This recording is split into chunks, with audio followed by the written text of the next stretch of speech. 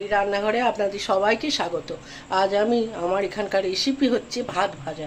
আপনারা অনেক সময় বেশি ভাত আমাদের থেকে যায়, সেখান থেকে একটু ভাত আমার ছিল। এখানে আমি যেটা করব, এখানে আলু পেঁয়াজ আর ভাত, আলু পেঁয়াজটা ভেজে ভাতটা দিয়ে রেখে দিয়েছি। এখন আমি যেটা দেবো, তেলটা গরম হয়ে গেছে, এখন দেবো দুটো এলাচ, ছোটো এলাচ, আর দেবো সামান্য জিরে। আর এর সাথে যেটা দিতে হবে, কাঁচা লঙ্কা আমি দুটো এখানে ছোট ছোট করে কেটে রেখেছি, এখন এটা দিয়ে দিলাম। ভাজা হয়ে গেছে, সামান্য আমি একটু ভেজে নিয়েছি। এরপর আমি যেটা দেব, ভাত আর আলু পেঁয়াজ আর শুকনো লঙ্কা, এটা আমি ভেজে একসাথে করে রেখেছিলাম, এটা এখন এর মধ্যে দিয়ে দিলাম।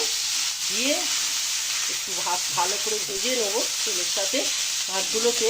আর এর মধ্যে আমি যেটা দেবো, সামান্য লবণ আছে, আর এখানে আমি একটা নিয়েছি নারকেল, শুকনো ড্রাই যে নারকেল কোড়া পাওয়া যায় দোকানে, 1 চামচ নারকেল কোড়া নিয়েছি, অল্প একটু চিলি ফ্লেক্স নিয়েছি। এগুলো এখন সব এটা এর মধ্যে দিয়ে দেবো। দেওয়ার পর এটাকে ভালো করে নেড়ে চেড়ে মিশিয়ে নিতে হবে।